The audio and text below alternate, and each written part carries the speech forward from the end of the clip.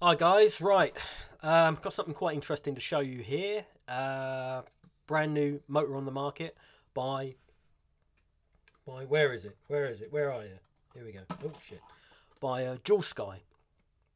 Here who do have been around for years, do a lot of other brushless motors, and guessing they're just dipping their toe into the airsoft market. They probably thought, oh, maybe we should have done this a long time ago. But apparently they've sold thousands of these in China, which in China, you've got a big gel blaster market coming up. So yeah, comes in a neat little box like this. Um, comes all separated apart. So you got your only one larger bearing on the tower here. Seems to work fine. Here we go. Standard pinion gear here. Sort of the SHS design. Again, just slides on easy like that, locks in place. Right, so the biggest thing that I noticed with this when I was looking at it, it was a slightly different design. It's essentially what they call an outrunner design. So whereas our current brushless motors are in runners, you can see here we've got the magnet here, this bit here, and then you've got the windings and the stator there. This just pops straight into there, like that. Boop. There you go. Right. Whereas this one here, you have from what I've read. I mean, I don't know a huge amount about these, and there might be someone in the comments who'll be able a little bit more information about this. But there's loads of videos on YouTube. So if you want to see what the difference is between in runners and out runners, then just do a search on YouTube. You'll see some really good videos. But basically, the magnets are on. There's loads of little smaller magnets which are on the outside, and then you have the windings essentially on the inside. So it's kind of reversed. A little bit like how the old brushed motors used to be. Well, still are. Where you've just got two big magnets on each side like that. Supposedly, it gives you a little bit more higher torque, uses less energy, creates less heat.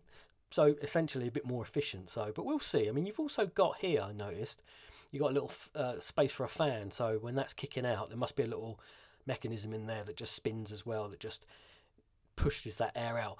It's a little bit redundant in a grip of an airsoft gun, unless you've got some vents on the bottom to sort of let that hot air escape. So I'm always saying, like, if you're gonna change for a grip, get a grip that's got some holes in the bottom of it on the vent, so you can just get that air out. Another few things to note: it's got a speed dial there. There it is, speed dial there. I'm not entirely too sure how far and down this goes. I believe this is a 31k motor. I haven't tested it. I haven't put it on. I haven't done anything with it at all. So I will put it on and have a look at the RPMs and stuff like that. It's really smooth. This is the smoothest one I've ever come across, though. I mean, that is so smooth, and I'm guessing that's just down to the design. It just works. Maybe it works a bit better. But when you feel that, I mean, you can't feel it. You might be able to hear something, but when you take something like a T238, I mean, it's so difficult to move. Again, it's a completely different design, so it might just be how it's built, so it might not mean anything.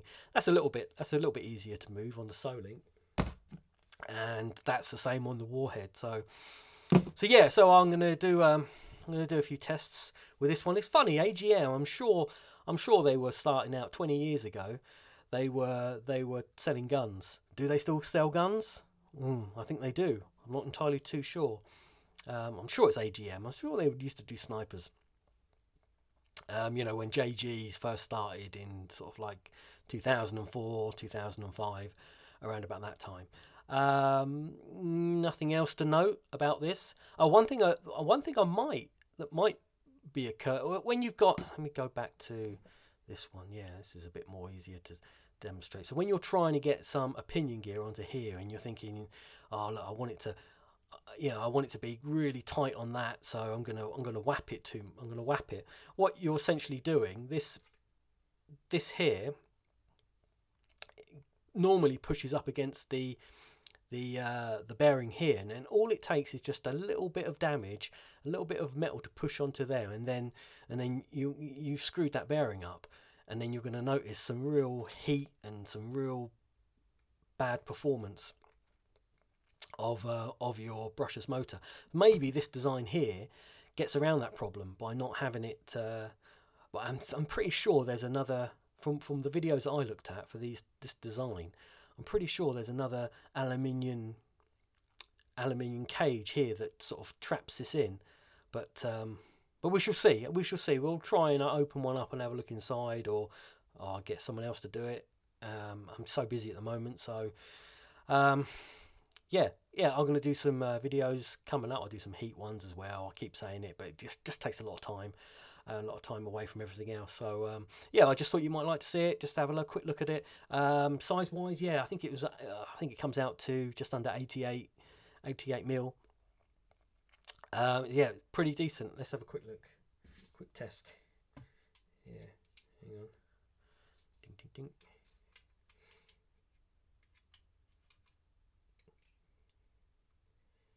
Yeah, so 88. Did I mention the slanted motor tabs? Not sure how they're going to work, but yeah, I'm not even thinking about that. I'll get that in a grip, and then we'll plug it in and we'll have a look.